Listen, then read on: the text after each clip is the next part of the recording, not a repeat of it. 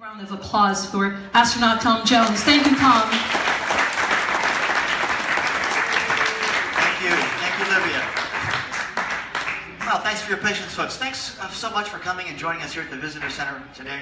One of my favorite places here is the Kennedy Space Center because this is where my 4 journeys from planet Earth to orbit started. So it's an exciting place for me to come back to. And now I'm especially happy today to talk to you about exploring the solar system, our future in space as a human species. So we've got a lot of things to cover in about 20 minutes, then we'll have a little Q&A at the end of that period, okay? So my 4 trips were on the space shuttle. We went into low Earth orbit around the planet, only 220 miles up. You know, we've heard of the Apollo astronauts who went to the moon. They went out in space 1,000 times farther than I did. But I'm excited that in the 21st century, we're going to be following in their footsteps and surpassing what the Apollo astronauts did on their journeys. Let me get my next slide up here. Where's Ryan? Trey? Help me out. Show me the right button to push. Okay. Can you get it to go? One advance. Okay. I will just click the space bar up here. Okay? Great. All right. Here we go. Let me get myself lined up. Okay. I've proved to myself that I'm on the next slide. So I mentioned my experience was on the International Space Station, 220 miles up. I helped put the space station together. 3 spacewalks up there on a mission from the shuttle Atlantis. And you've seen Atlantis over here, the Visitor Center. That's the wrong way. Here we go. So I helped build the International Space Station. It's our outpost in space right now. 3 people living up aboard the space station right now. There'll be 6 at the end of July, coming back to the normal crew size, and it circles the planet every 90 minutes. And I like to think of the space station that I helped build as sort of our springboard for going farther out into space. We're testing technology here that will help us explore to the moon, the asteroids, and beyond. And the laboratories that you see at the front of the space station here, they're helping us improve our lives back here on Earth. So it's a great place to use the resources of space and our technology to both help us here and to get farther out in space. Now we're going to get access back to the space station from Florida here just next year.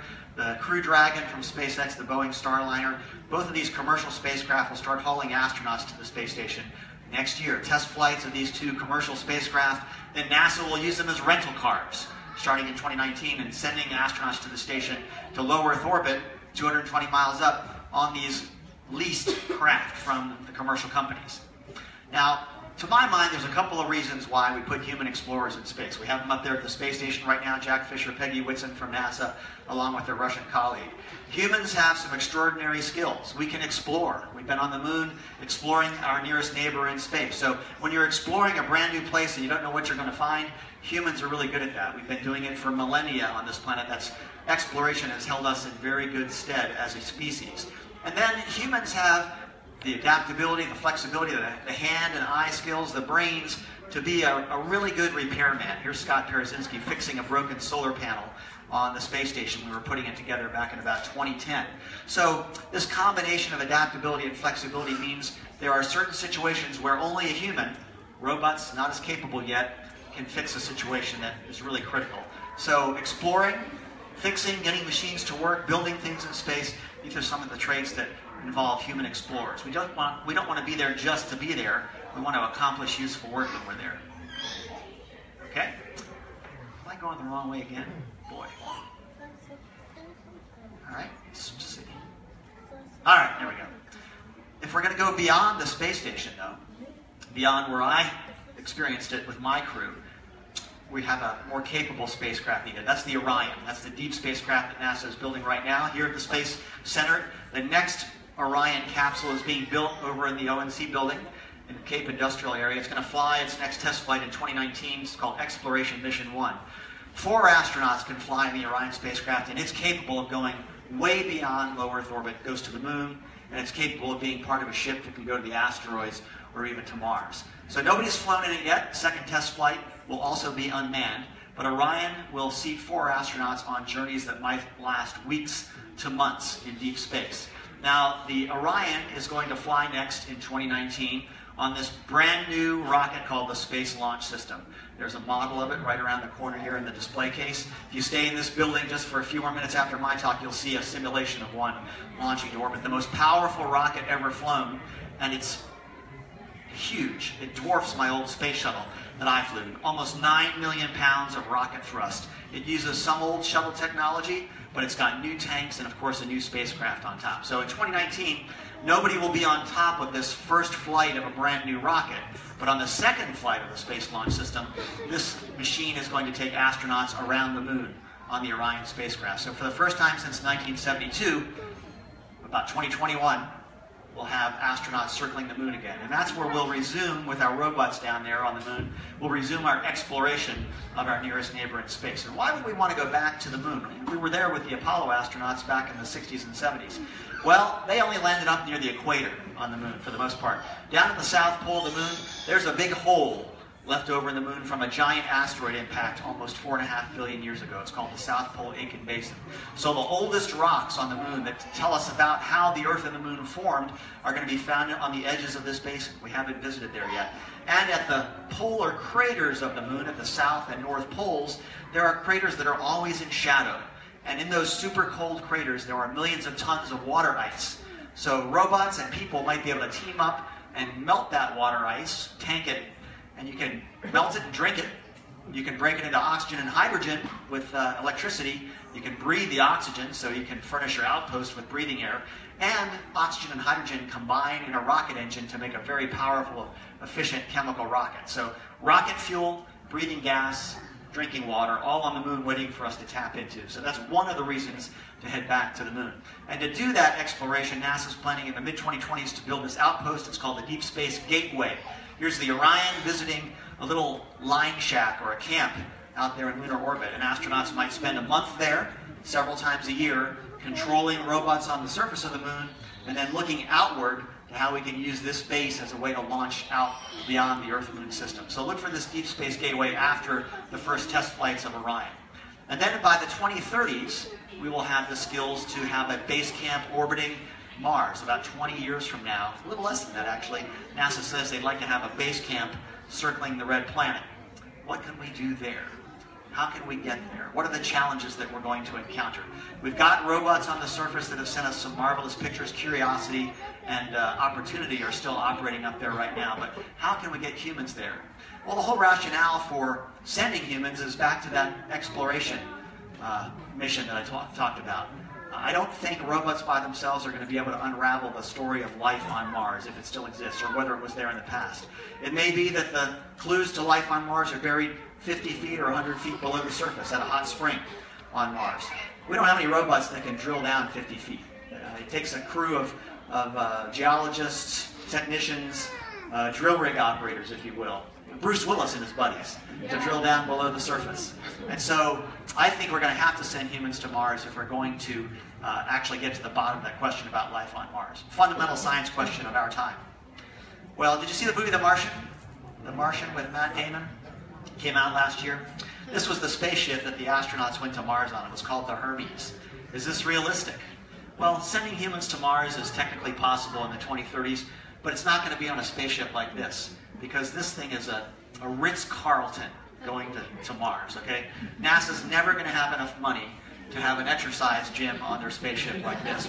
Picture windows and 5 treadmills and 3 exercise bikes.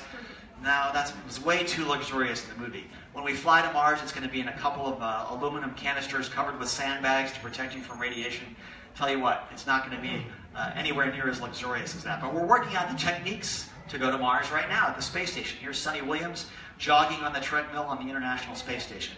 No picture window in front of her, but she does have a video screen. She can watch movies or see the landscape rolling by. She ran a marathon up there on the space station.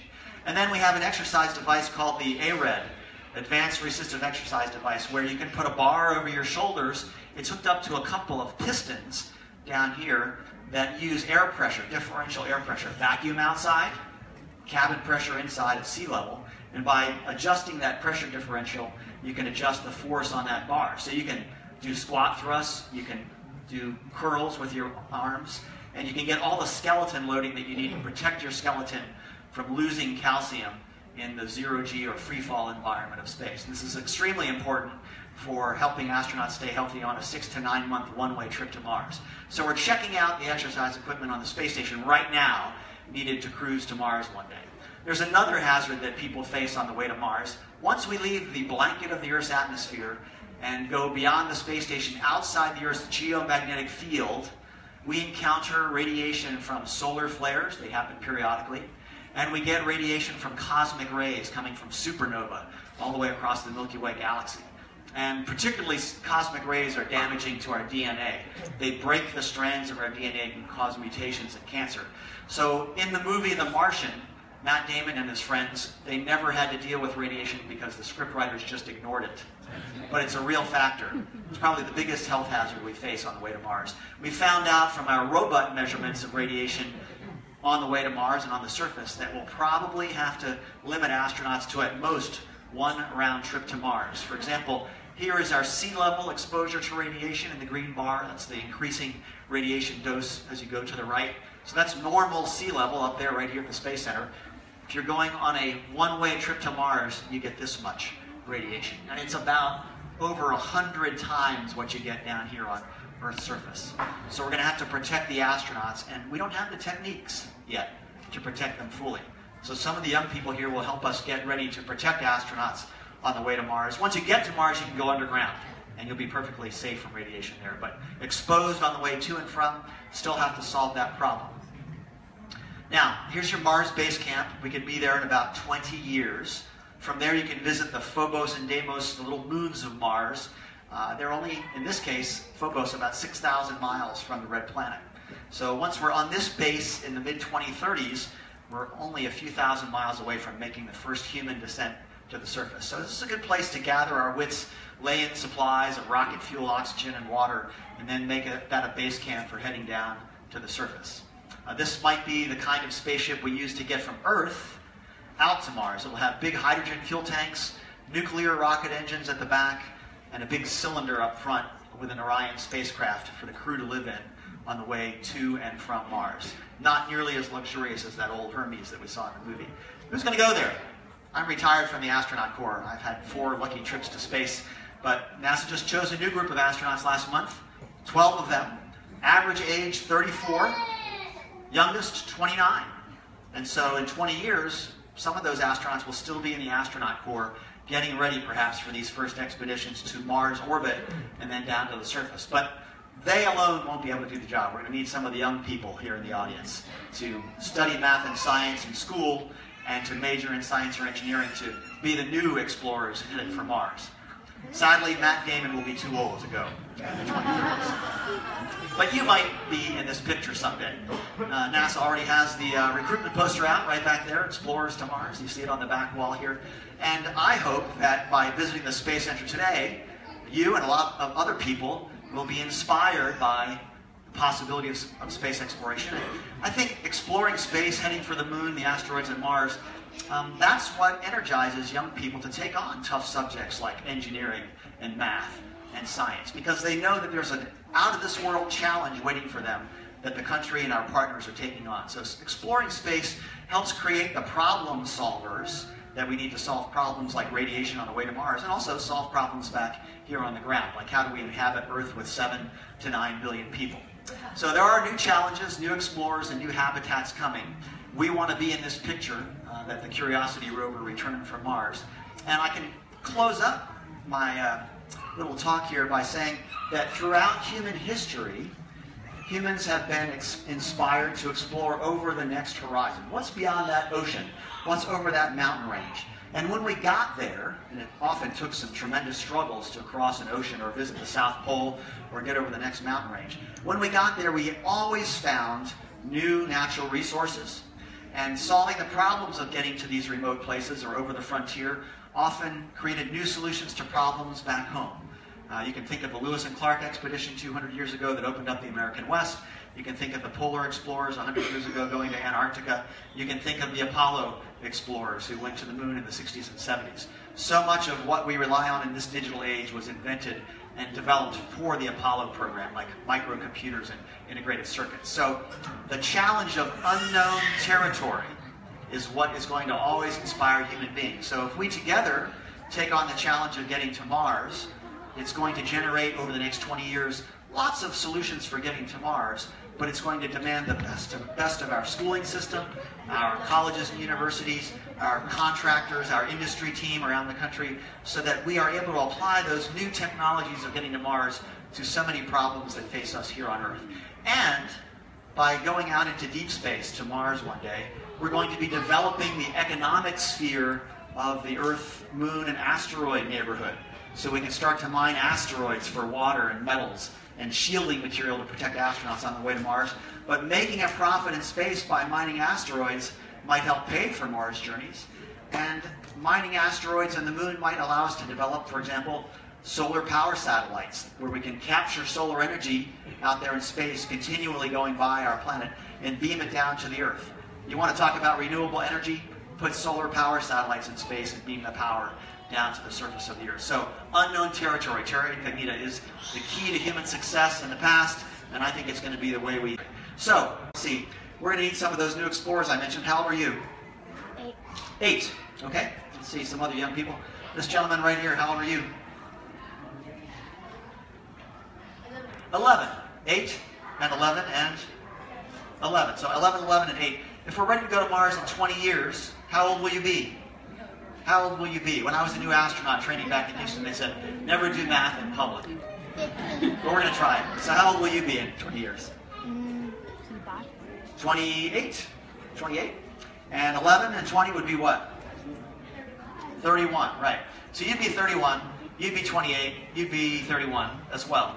So when I was hired as a new astronaut, I was 35. First time I flew in space, I was 39. And like I said, the youngest of the new astronauts just hired were 29. So you guys are exactly the right age when we're ready to go to Mars to be walking in and saying, I volunteer for the astronaut corps. So let's all remember the time we sat here at Kennedy Space Center over the week of 4th of July and met some of the very first Martians. Thanks for coming today, folks. Now it's time for questions and answers. Thank you.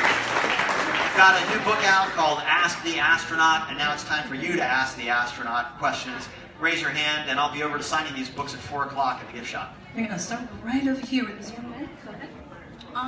If we're going to fly to Mars, how are we going to live on Mars? Because we don't have that Jupiter.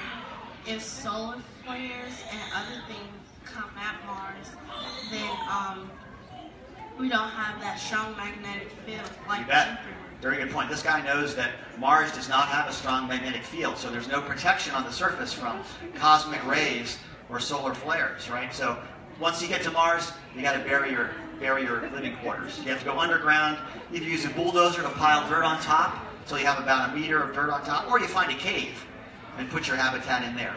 So there are some lava caves on Mars, old lava tubes that we can use to shelter us. But when we get to Mars, the robot bulldozers will do the job for us, okay? So we also can use the CO2 atmosphere on Mars and use a nuclear reactor or solar energy to make oxygen from the atmosphere. And there's lots of water frozen underground on Mars. We know that from our robot work. So the water on Mars is plenty sufficient to supply a human outpost there, and we can make that water, using electricity to make oxygen and hydrogen, we can make that into rocket fuel for coming home. So we make everything we need on Mars from the supplies that are already there. Otherwise, it's too expensive to haul it from Earth. Right over here, Tom. Thank you, Lydia. Yes, Mr. Jones. Do you think that European consortium who wants to put humans on Mars in the early 20s will be NASA by the 30s? Oh yeah, so this is the Mars One, I think it was called. That was really a hoax. It was a TV reality show. They raised a few $1,000s to talk about selecting astronauts to go to Mars in the early 2020s. They don't know how to get there. NASA does not know how to get humans on the surface yet. So the problem's really big, and their resources are really small. So that sort of has fizzled out. Elon Musk from SpaceX has talked about sending first robots to Mars with his SpaceX company, and then having humans there in 15 years or so. Now, Elon can't do it by himself with his SpaceX company. He doesn't have deep enough pockets, even as rich as he is. But if he teams up with NASA and the other space agencies like the Europeans, Japanese, Russians, Canadians, we can probably put together a consortium to get to Mars to answer those questions about life there. How are we gonna melt the ice from Antarctica? So, ice on the poles of the moon. How are we going to melt that ice there? Well, fortunately for us, the moon is sitting out there in sunbeams all the time. It's bathed in solar energy constantly, and so if we just focus that sunshine on a solar panel, we can make enough electricity to melt the ice. Or we can just shine the sunlight right on the ice if we know where the deposits are, and warm up the ground where the ice is frozen and collect it that way. So it's possible to use solar energy. If you want to do it really quickly, you can have a nice trash can size nuclear reactor that you bring along with you. That can furnish the energy too. So it's pretty easy to do. Are spaceships comfortable? Only in the movie The Martian are the spaceships comfortable. The space shuttle that I flew on was like 2 minivans stacked one on top of the other with 5 or 6 people living in that space for 2 or 3 weeks at a time. Now, to be fair, the space station is very roomy. I was up there on my last trip, and there's enough room on the space station today for it to be the equivalent of about a 5-bedroom house. And today there's only 3 people living on it. There'll be 3 more at the end of July. So there's lots of elbow room on the space station. But it really is, in both cases of the shuttle and the space station, and I think in the future it's going to be this way too. Space travel is like camping out. You're on an expedition. You're out in the great outdoors with a tent around you. In this case, the tent is your spaceship. But it's not going to be like home. It's going to be a compromise between utility, how useful your ship is, and comfort. And usually utility and the job it's meant to do is more important than keeping the crew in plush quarters. But I had pretty good food, I had great friends, and the temperature was just like this. I wore short sleeve shirts just like this when I was in space. No problems with hot or cold unless you go outside. When do you think the first human being gonna be on Mars? When will we get to Mars for the first time? It's a really interesting question. I don't know. I don't think NASA knows. NASA says that if we do all of our homework, we'll have all the pieces of the puzzle ready to go by the middle 2030s to get around Mars. But so far, nobody has developed a solution to get a big spaceship, a lander with 3 or 4 people on it, down to the surface of Mars in one piece. The biggest thing we've ever landed on Mars is the Curiosity rover, which is right around the corner over here. It's about the size of a small car, 1 ton. And we got that down onto the surface in one piece. Great achievement, but we don't know how to land anything more than 1 ton right now. And for a piloted craft with astronauts on board, that's like 25 tons minimum to put it down on the surface. So we don't have the technique put together yet. Mr. Musk says he knows. We'll see if he can help NASA develop that technique. So I think we'll probably be ready to go to the surface by 2040 if everybody puts their minds to it. But it could be a different path that we follow, where we start focusing on mining the moon and the asteroids and developing all the resources close to Earth, and then we go to Mars in 2050 or something like that. So it's really going to be up to you guys as you grow up to sort of decide whether we want to go in a hurry or whether we want to take our time going to Mars. Mr. Jones, I remember seeing something on History Discover something a few years back where they were like terraforming Mars. Yes, terraform. And this brought about the atmosphere. Do you think that will ever happen? So terraforming is the word that means we're going to transform the planet Mars into something like Terra, which is the name for our Earth. So that would mean you would warm up Mars, perhaps by melting the water underneath the surface and letting it go into the atmosphere as water vapor. That's a greenhouse gas which would trap solar energy and cause the atmosphere to warm up and the temperatures to increase. And if you found hardy plants, I think there already are some in existence that could live in the cold, dry temperatures of Mars. They could use the CO2 atmosphere to put out oxygen into the air. And gradually, over 1,000 years, you might be able to make it livable so you can walk around outside without a spacesuit. Tell you what, that's science fiction in my view. Well, yeah, you can make a biosphere that's much smaller and certainly make that habitable with the resources that are up there. So before you talk about transforming the whole planet, let's get 25 people living on Mars under a dome for about 20 years. All right, right over See how it goes from there. Right over here. What planet will we go to after Mars? After Mars, that's really up to you. What's your name? Philip. Philip. You get to choose, because after Mars, that's the most Earth-like planet in the solar system. All the other ones are really unattractive. Jupiter has gravity that's 2.5 times ours. It doesn't even have a surface to stand on.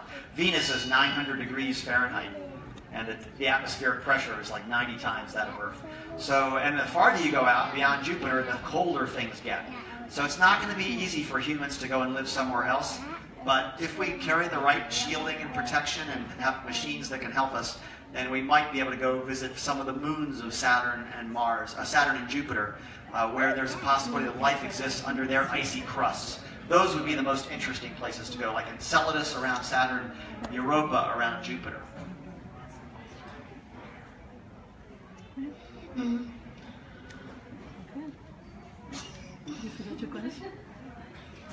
Got a question? A couple more questions. I'll come back. I just don't want to walk in front of the Facebook Live. Right over here. Hi. So, how different was flying the shuttle compared to a plane? Oh, I was a pilot in the Air Force, and I went flying this morning. I went over to Titusville, and I flew down the shuttle landing runway in a small Cessna 152 this morning. What a thrill that was. It was going about 80 miles an hour compared to the shuttle landing at 200. So, flying a plane is very similar to operating a spacecraft. There's a lot of commonality. The radios, they work the same way. And the inside of an airplane cockpit is very Spartan, but technically configured with lots of instruments and displays. Same on a spaceship. So flying is good training for being in space. It's not essential that you be a pilot before you become an astronaut, because when you walk in the door at NASA, they teach you how to fly and how to operate as a crew member of an aircraft. So I'll tell you what, we've been flying in space for over 50 years, but flying, aviation, is still the best overall preparation for how your mind has to work when you're in a spacecraft. All right, Plus, it's fun. We're gonna take one more question, but don't worry. Tom will be at the souvenir shop at 4 o'clock, second floor of the space shop, right across the street, right across the alley here. Not only signing his books, but if you have a question, he will answer as well. Answering Okay? questions, yeah. All right. How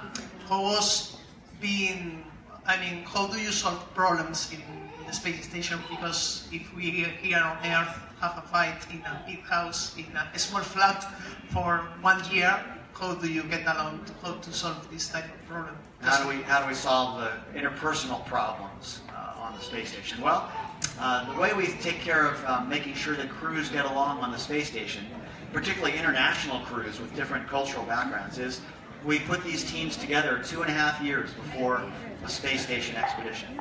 So the astronauts from Russia and the US and Europe and Japan and Canada, they start working together for 2.5 years. Everybody learns English, of course, and everybody learns Russian. And so we can talk back and forth in space in each other's languages in case of an emergency. And then you go on all these classroom sessions and sessions in the simulator. You might go on geology field trips together, survival training together. And by the time you do that, you understand how your minds work and you understand each other's personalities. If somebody does show evidence that they can't get along with the other 4 people or 5 people, they're replaced on the crew. That doesn't happen very often, but that's why we train for 2.5 years, to identify those problems. And that leads you to the question of, how about going to Mars? You might be gone for 3 years. How are we going to make sure that people don't strangle each other on the way to or from Mars? One answer to that is to do a lot of training, maybe even send them to the space station as a group before they go to Mars, or live on the moon before they go to Mars, to make sure they can get along. Another, I think, reasonable answer I've heard is that you send maybe 4 married couples to Mars. They're already paired up, they already know each other for a lifetime, so they're reasonably certain that they can get along. And that way you don't have any romantic problems. You could, but you might not have as many romantic problems or solutions to look for. So that sounds like a reasonable solution to me. The other great response I heard to that was John Young, who was a moonwalker, and he was a guy that was one of my space shuttle instructors, told me. He said, we should only send old people to Mars. He was about 60 at the time. I'm older than that now. John said, only send old people to Mars because they're wise, and because by the time they can get cancer from any radiation, they'll be dead of something else. And I think that's a good way to end the talk today. All right, ladies and gentlemen.